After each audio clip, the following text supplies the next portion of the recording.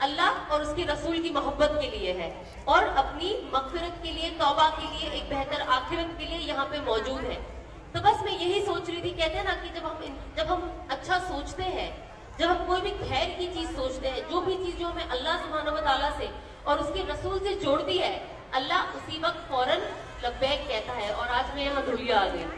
Imagine, مطلب میں آج جب آ رہی تھی رستے میں تو میں یہی سوچ رہی تھی کہ بس کچھ ہی ہفتے پہلے میں یہ کہہ رہی تھی کہ کاش میں یہاں آتی، یہ مجمع کیا جمع ہے، کاش میں دیکھ پاتی، اور آج اللہ نے مجھے یہاں پہنچا دیا۔ تو میں اللہ کی بہت زیادہ شکر گزار ہوں، اور میں اسی لیے ہر کسی سے کہتی ہوں کہ کبھی بھی نا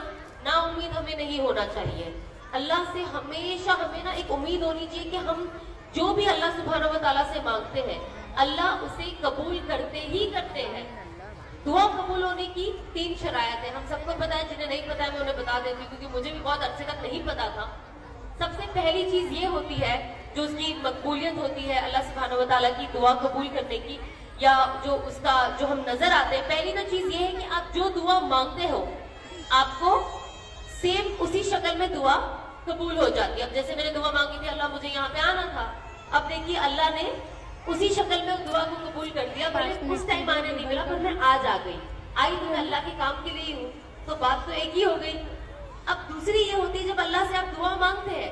تو ہمیں وہ دعا اس طریقے سے جو ہم نے مانگا ہے، اب ہمیں لگتا ہے ہم نے مانگا لیکن یہ قبول ہوتے ہوئے نظر نہیں آ رہی ہے، اب وہ دوسری شکل کیا ہوتی ہے کہ اللہ سبحانہ و تعالیٰ ہمیں کوئی نہ کوئی جان یا مال کے نقصان سے بچاتے ہیں۔ ہو سکتا ہے آپ اس گیٹ سے باہر نکل رہے ہو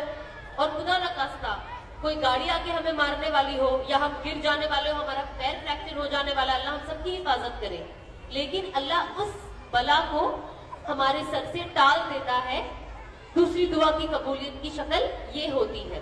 اور تیسری یہ ہوتی ہے، کہتے ہیں کہ قیامت کے دن جب ہم اللہ سبحانہ و تعالیٰ کے آگے وہاں پیش ہو کے،